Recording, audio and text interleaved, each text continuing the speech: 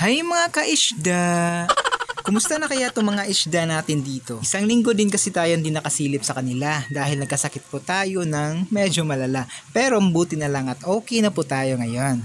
Pero ayun na nga mga kaisda, nung okay na po yung katawan natin at kaya na po nating tumayo, pumunta po tayo dito sa ating mga alagang isda at para ma-check na rin kung kumusta na yung mga kalagayan nila. At yun nga, napansin natin na parang walang lamang tubig itong aquarium natin. Meron pa naman itong lamang isda. Pero ayan, mabuti na lang talaga at meron pang konting tubig na natira. Sakto lang talaga para makalangoy sila. Kaya mabuti at nakita talaga natin sila dahil kung hindi, kawawa talaga itong mga isda natin. May crack na rin kasi itong tank, ayan, medyo malaki din. Kaya dali-dali tayo agad na naghanap ng pwedeng malipatan. Di naman pwede ilagay sa koi pan, sus kung pwede pa lang sana, pero di pwede yun kasi sure magiging pagkain sila doon. Mabuti na lang at nakahanap tayo ng plastic bottle. Nasa 10 liters ata to, pero yun nga, sana walang butas. Sakto pa naman at kasya naman talaga silang dalawa dito. Kaya ito, nilagyan muna natin ng tubig para makita natin kung safe at wala ba itong butas bago naman natin linisin. Kesa linisin natin na butas naman, di ba? At ayan na nga yung sinasabi ko, sayang may butas siya, pero kaya pa naman sana itong ayusin, pero need natin agad na ngayon na may lipat na yung mga isda. Eto, meron tayong ref tub, pero medyo malaki siya kaya sa susunod na mga video na lang natin siya i-set up. Meron din na tayo dito mga tub na yan na pwede natin gamitin, kaso nga lang may butas pa at kailangan pagtakpan ng epoxy. Mabuti na lang at may nakita tayo ditong pwedeng magamit kaya napasabi na lang tayo ng salamat mga isda.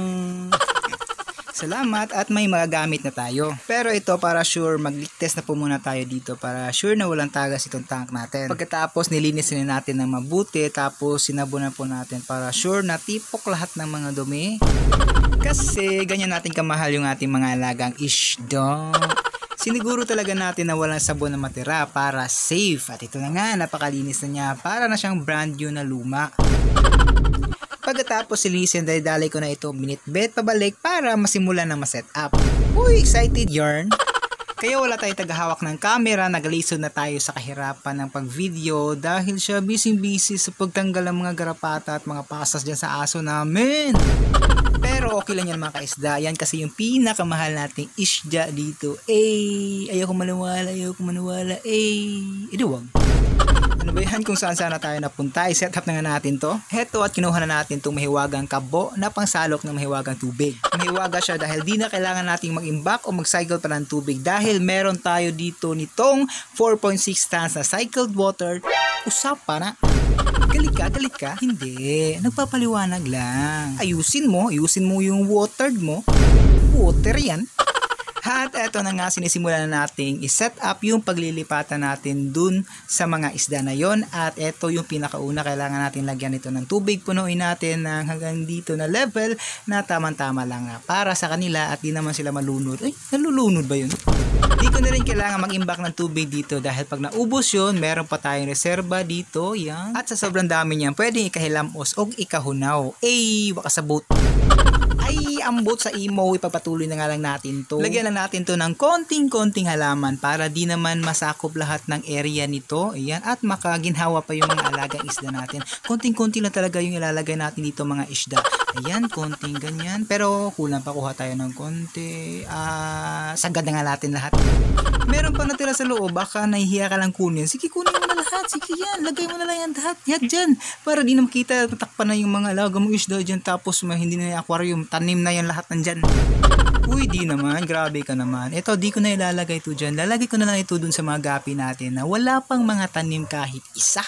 Wala pa talaga. Kaya ito ilalagay natin dun para magkatanim din. Ang sabihin mo, wala namang paglagyan ng tanim. Tanim na yan na may konting isda.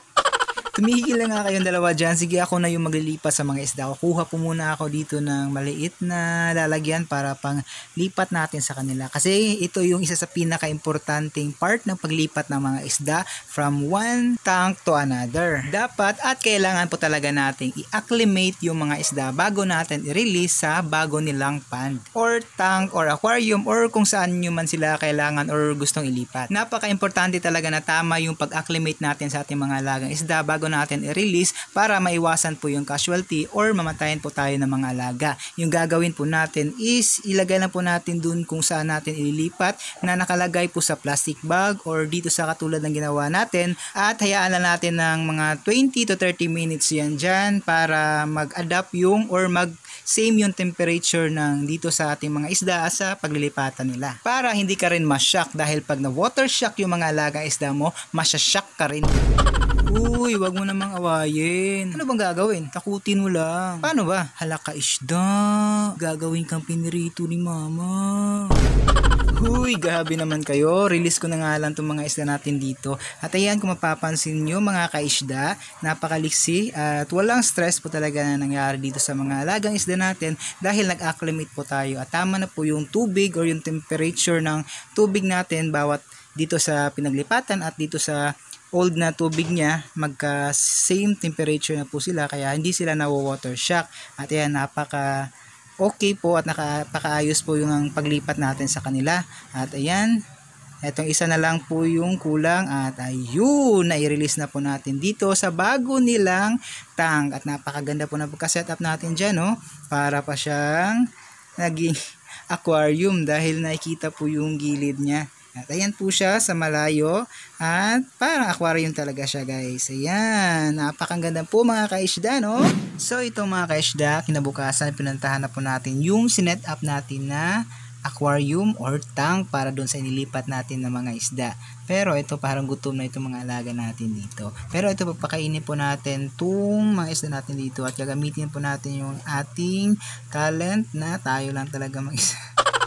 Yan, kukuha lang tayo ng konti pagkain, konti lang yan, konting-konti lang, tapos lagay natin dito at ayan, medyo nahihiya pa sila pero halata namang okay na yung condition nila at ready na kumain. At ayun, kumain na.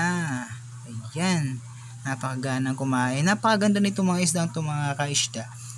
Danyo po ata ito or glow danyo or ano po bang tawag dito sa isdang to, pero yan, napakaganda lang tignan at napakaganda nitong padamihin. Siguro madami magkaka-interest ito pag dumami na ito dito. Baka kunin ng mga ano. Pero huwag kayong mag-alala mga kaisda dahil may hinire tayo dito na magbabantay dyan sa mga alaga natin. At wala talagang makakuha niyan dahil yan, kita nyo naman ang bilis sumuntok.